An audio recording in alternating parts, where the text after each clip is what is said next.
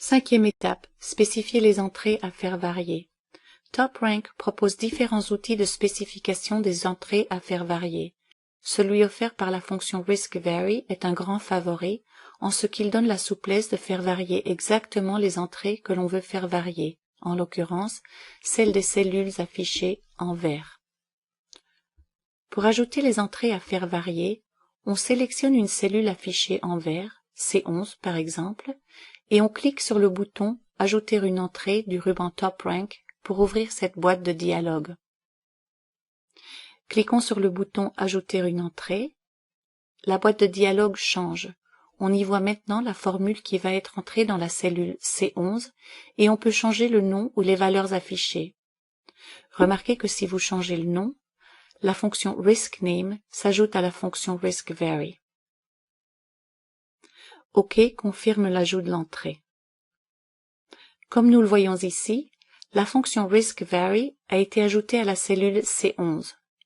La fonction RiskVary indique que lors de l'analyse d'hypothèse, cette entrée va varier de 10% au-dessous de sa valeur de base, 16, à 10% au-dessus de cette valeur, en 5 pas.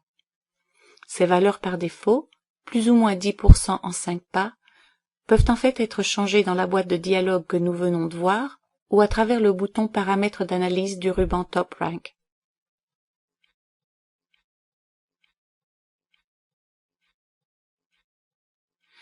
D'autres entrées peuvent être ajoutées de même pour nos autres cellules vertes.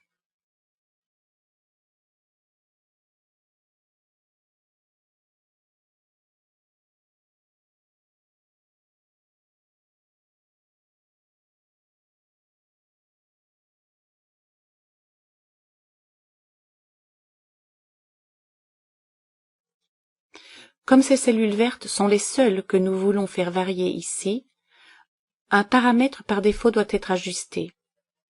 Cliquons donc sur le bouton Paramètres d'analyse. Sous l'onglet Rechercher les entrées, les deux cases du haut doivent maintenant être désélectionnées.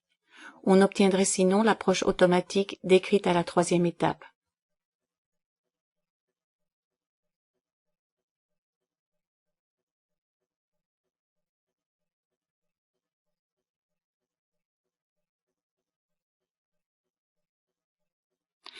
À ce niveau, vous vous demandez peut-être à quoi sert le bouton Fonction AutoVary du ruban TopRank.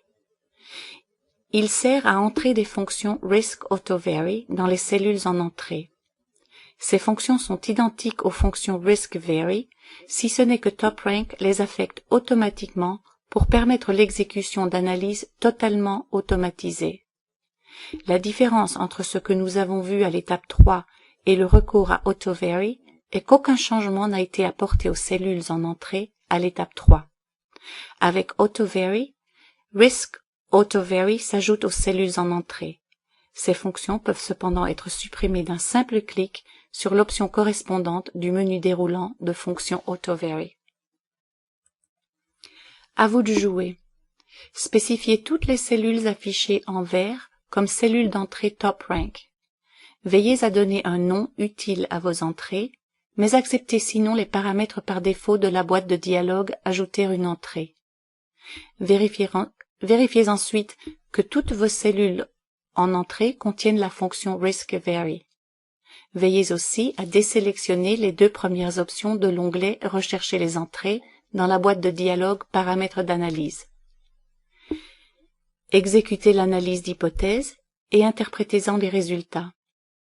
Les résultats doivent être identiques à ceux déjà observés, sauf que moins d'entrées ont été soumises à la variation.